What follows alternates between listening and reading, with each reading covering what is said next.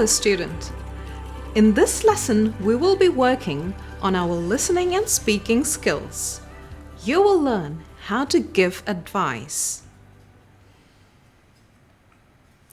Have a look at this picture. How do you think the person is feeling? That's correct. The person looks worried and stressed. It is important to approach people who are in distress with care. Let's listen to a conversation between Sarah and her teacher. Pay attention to the questions that the teacher asks. Are the questions simple or difficult for Sarah to answer? How are you feeling today, Sarah? I am very worried. Would you like to share it with me?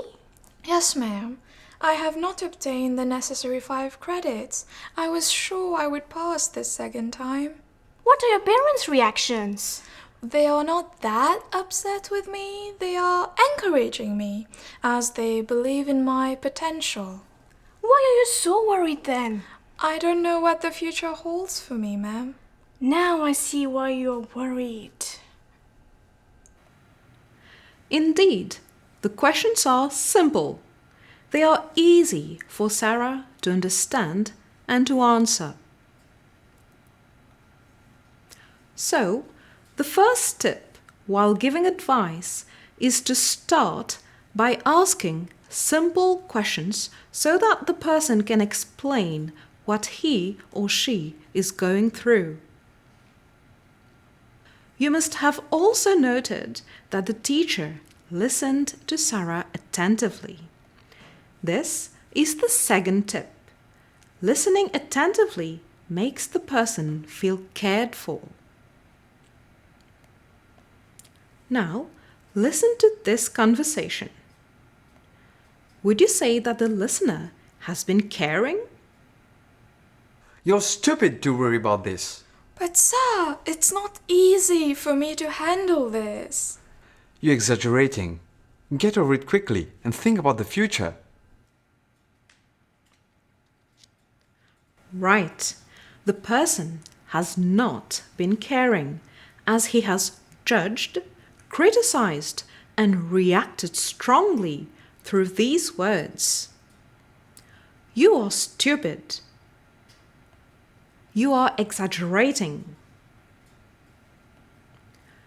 You will agree, such statements make the person feel worse. So, this is very important. Don't judge the person. Don't criticize the person. Don't joke about the person. Don't react too strongly or emotionally to what you hear. Don't interrupt the person. So, while giving advice, avoid using such statements so as not to make the person feel worse. What can you say about the tone used by the listener? Let's listen over. You're stupid to worry about this. You're exaggerating. Get over it quickly and think about the future. You will agree the tone was not appropriate. Can you guess why? Well, he was almost shouting at the person and was too casual.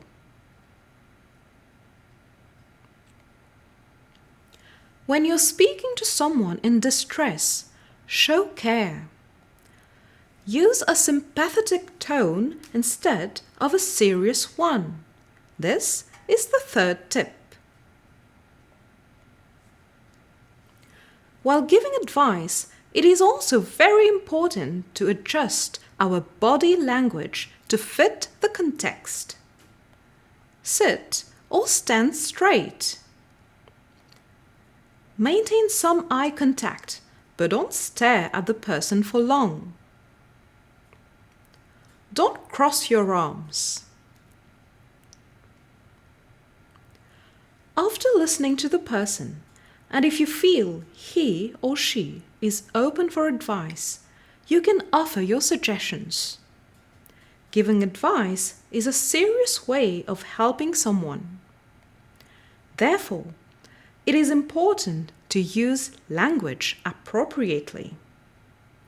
So let's continue listening to Sarah and her teacher. See if the teacher uses language appropriately while giving advice. Now I see why you're worried. Would you like to sit for the exams again? Yes, but I don't know what to do.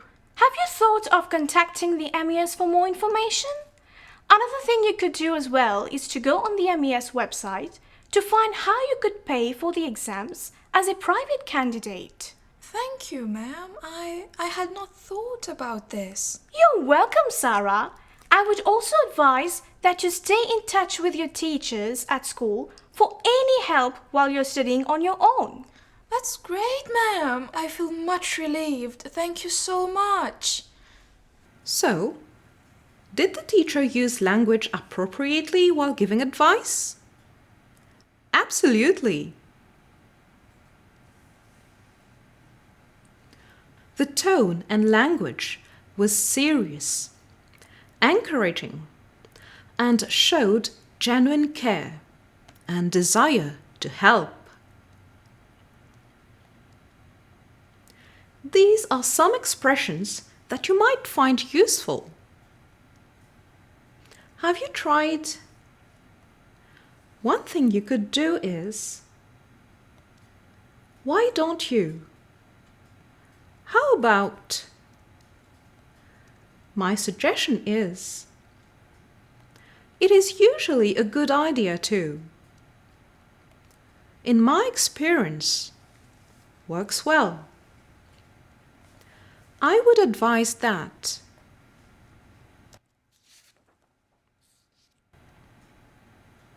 Before going further with this lesson, note that you may watch the video over on the SSP website. You may pause it wherever you want and take time to practice orally. Now, it's your turn to give advice. Imagine you have a friend whose behavior has recently changed. He or she comes late to school, is quieter, and prefers staying alone. You feel that the person has a problem. Find a partner to role play the situation. Remember to use the tips in this lesson. Do you still remember them? Let's have a recap. The first tip: ask simple questions to allow the person to express herself or himself. What's the second tip? Exactly. Listen attentively. This means we avoid judging, criticizing, reacting strongly, and interrupting the person. What about the third tip? How should our tone be? That's correct. We should use a sympathetic tone. And our fourth tip was to use appropriate body language, like sitting or standing straight with open arms. We must also avoid staring at the person for long. Do you remember the last tip? Wonderful! Your language should show your intention of offering advice or suggestions to the person. Good luck for role play. Thank you for watching. Goodbye.